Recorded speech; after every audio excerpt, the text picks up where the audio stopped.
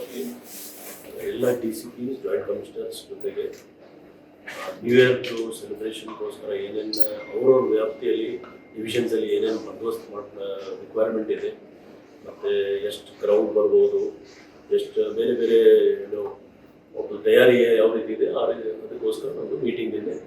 ಮಧ್ಯಾಹ್ನ ಬೆಳಗಿಂದ ಮಧ್ಯಾಹ್ನವರೆಗೆ ಆಗಿದೆ. ತದನಂತರ ನಾವು ಇಂಟರ್ ಡಿಪಾರ್ಟ್ಮೆಂಟ್ ಒಂದು ಮೀಟಿಂಗ್ ಇಟ್ಕೊಂಡಿದ್ದೀವಿ. ಇದು ತುಂಬ ಒಂದು ಇಂಪಾರ್ಟೆಂಟ್ ನಿನ್ನೆ ಮೀಟಿಂಗ್ ಆಯಿತು. ಸಾಧಾರಣ 18 ಡಿಪಾರ್ಟ್ಮೆಂಟ್ಸ್ಗಿಂತ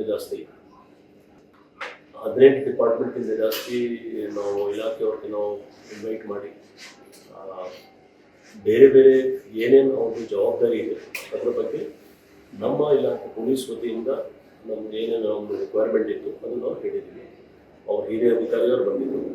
ಇದರಲ್ಲಿ ವಿಶೇಷವಾಗಿ GBA officers, GBA department, exercise department ಮತ್ತು BMTC, BMRCL, Nandi infrastructure corridor, pollution board, fire, transport department ಎಲ್ಲ ಕಡೆಯಿಂದ ನಾವು ಆಫೀಸರ್ಸ್ ನಾವು ಕರೆದಿದ್ದೀವಿ ಬೇರೆ ಬೇರೆ ಇಲಾಖೆ. ಮತ್ತು ನಮ್ಮ ಡೆಪ್ಟಿ ಕಮಿಷನರ್ಸ್ ಅವರು, ಜಾಯಿಂಟ್ ಕಮಿಷನರ್ಸ್ ಅವರು ಏನೇನು ಅವ್ರ ಏರಿಯಾದಲ್ಲಿ ಏನೇನು ಸಂಬಂಧಪಟ್ಟ ಇಲಾಖೆಯಿಂದ ಏನೇನು ಅವಶ್ಯಕತೆ ಇತ್ತು ಅದೆಲ್ಲ ನಾವು ಬರ್ಕೊಟ್ಟಿದ್ದೀವಿ. ಇದರಲ್ಲಿ ವಿಶೇಷವಾಗಿ ಫೈರ್ ಡಿಪಾರ್ಟ್ಮೆಂಟ್, ಎಕ್ಸೈಸ್ ಡಿಪಾರ್ಟ್ಮೆಂಟ್ ಮತ್ತು ಪೊಲೀಸ್ ನಾವು ಜಂಟಿಯಾಗಿ ಪ್ರತಿಯೊಂದು ಏರಿಯಾದಲ್ಲಿ ಕಮರ್ಷಿಯಲ್ ಎಸ್ಟಾಬ್ಲಿಷ್ಮೆಂಟ್ಸ್ ಇದೆ, ಅದು ಆಡಿಟ್ ರಿಪೋರ್ಟ್ ನಾವು ಕೇಳಿದ್ದೀವಿ, safety and security audit. So ಅದ್ರ ಪ್ರಕಾರ ಕೆಲಸ ಆಗ್ತಾಯಿದೆ. ಜೊತೆಗೆ ಆ ನ್ಯೂ ಇಯರ್ ಸೆಲೆಬ್ರೇಷನ್ ಟೈಮಲ್ಲಿ ಕೆಲವು ಏರಿಯಾದಲ್ಲಿ ಹೆಚ್ಚಿನ ಸಂಖ್ಯೆಯಲ್ಲಿ ಜನ ಬರೋದು.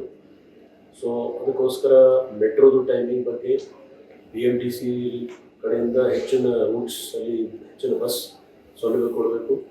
ಪ್ಲಸ್ ಟ್ರಾನ್ಸ್ಪೋರ್ಟ್ ಡಿಪಾರ್ಟ್ಮೆಂಟ್ ಕಡೆಯಿಂದ ಆಟೋ ರಿಕ್ಷಾ, ಕ್ಯಾಬ್ಸ್ ಮತ್ತು ಇನ್ನಿತರ ಪ್ರೈವೇಟ್ ಗಾಡಿಯ ಸಾಧ್ಯತೆ ಇದೆ. ಎಕ್ಸೆಸ್ ಗಾಡಿ